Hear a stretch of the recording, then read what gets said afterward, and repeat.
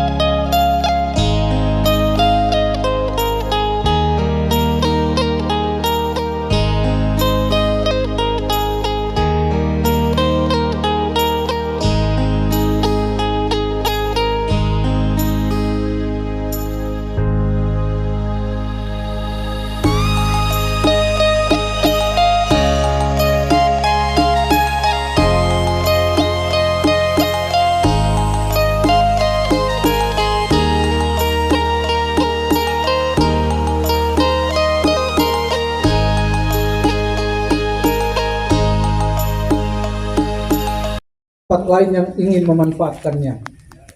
Satu ya, yang saya ingin pertegas di sini supaya tidak terjadi di masa-masa yang akan datang. Ada omongan salah satu pejabat bahwa ini belum masuk dalam daftar situs budaya, belum resmi. Jadi berdasarkan Undang-Undang Nomor 5 Tahun 1992 tentang benda cagar budaya, belum ada ini tentang Bukit Melangkang, belum masuk. Tetapi tolong diingat satu hal, apakah simbol masyarakat Dayak ini karena tidak masuk dalam situs budaya boleh diobok-obok, boleh dihancurkan, boleh dikurangi fungsinya? Tidak, saya yakin itu tidak. Saya tidak mau membakar semangat teman-teman di sini dengan hal-hal negatif. Mari kita petakan hak-hak masyarakat adat Dayak. Mulai sekarang tolong dipetakan di mana tanah adat, di mana wilayah hukum adat, di mana betang-betang yang belum terdaftar dalam situs benda cagar budaya. Ini harus diusulkan, Bang Rusbin. Harus segera diusulkan supaya nanti tidak akan diobok-obok oleh pihak-pihak tertentu yang hanya memikirkan investasi dan keuntungan tanpa memperhatikan sholat sosial yang terjadi, tanpa memperhatikan bagaimana sosial ekonomi masyarakat Dayak, tanpa memperhatikan bagaimana adat istiadat masyarakat Dayak. Jadi mohon maaf, mungkin saya agak keras sedikit. Saya tekankan, saya terlalu cinta dengan adat budaya Dayak.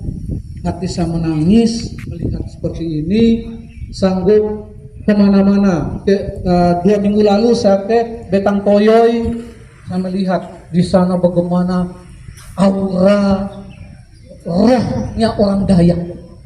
Saya melihat, saya bandingkan dengan di sini, miris saya. Ya, ini sudah terlanjur terjadi. Oke, seperti yang disampaikan dengan Bang Risben tadi, sudah ada kesepakatan dengan pihak Pemkab bahwa ini sebagian, belum seluruhnya.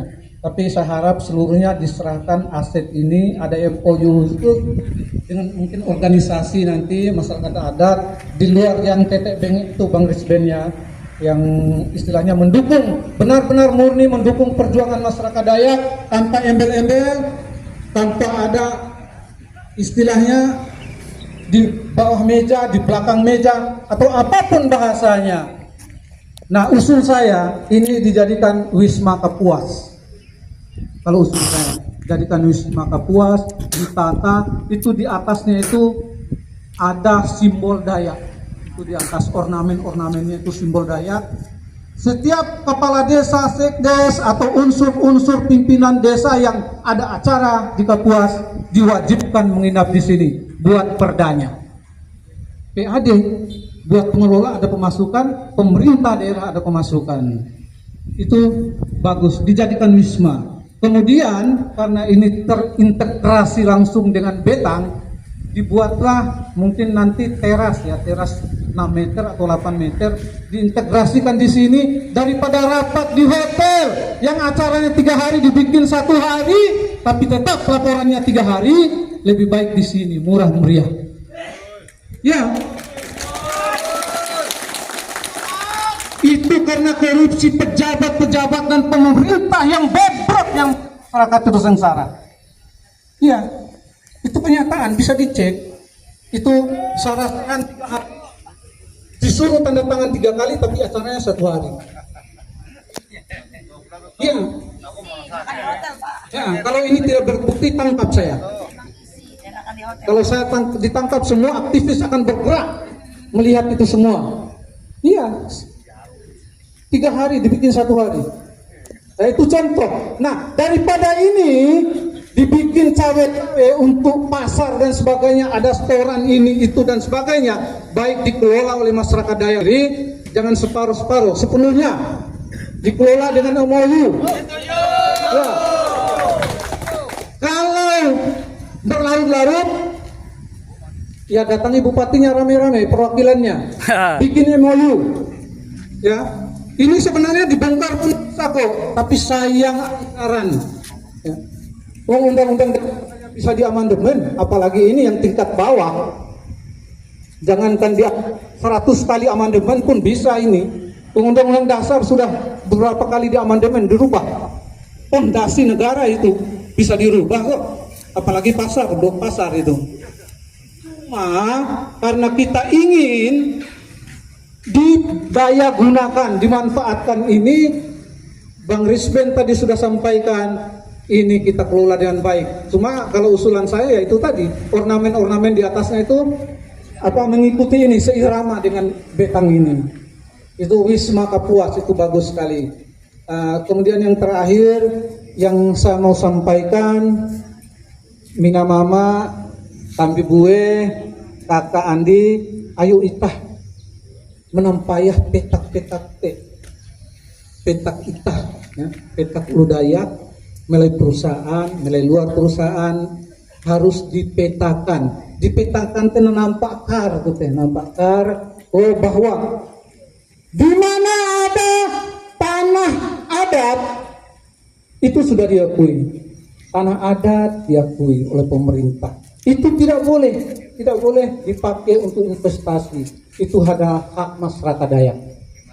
Sekali lagi, itu hak masyarakat Dayak. Ya, nanti bulan Maret akan saya undang perwakilan-perwakilan di sini dalam ulang tahun aman ya. Nanti kita kumpul semua bahas masalah tanah adat, situs-situs dan sebagainya. Nanti kita berkoordinasi dengan Ketua Aman Kalimantan Tengah, Aliansi Masyarakat Adat ya, Nasional. Jadi itu yang perlu. Hukum adat itu diakui oleh negara. Ini kemarin mereka ini ada juga hubungannya dengan adat ini, bapak-bapak di dalamnya. Jadi saya tidak mau singgung itu lebih jauh. Itu ranahnya lain, nanti akan timbul masalah-masalah yang lain. Saya tidak mau itu. Yang ingin saya sampaikan, jangan lagi terjadi seperti ini lagi. Ya. Nah, di mana ada situs, apakah dia terdaftar sesuai dengan Undang-Undang Nomor 5 Tahun 1992 atau tidak, itu harus dilihat.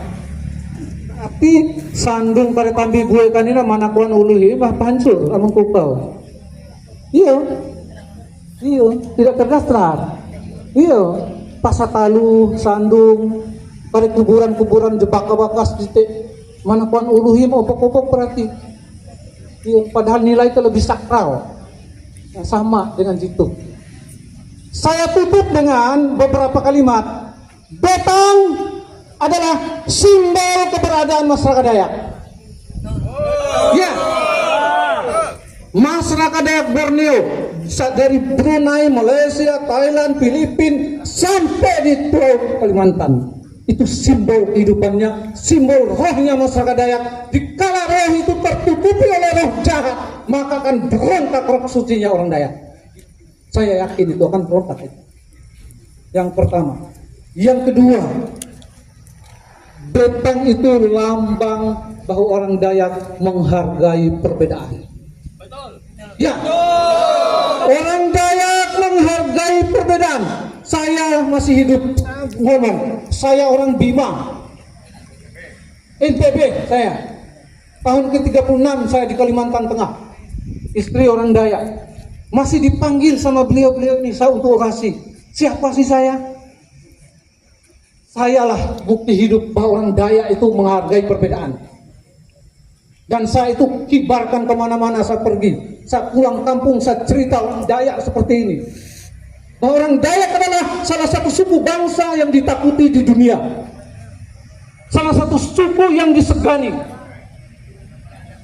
Ya, karena adat dan budayanya. Orang Dayak itu orang beradab. Oleh karena itu, jangan diusik adatnya. Jangan diusik.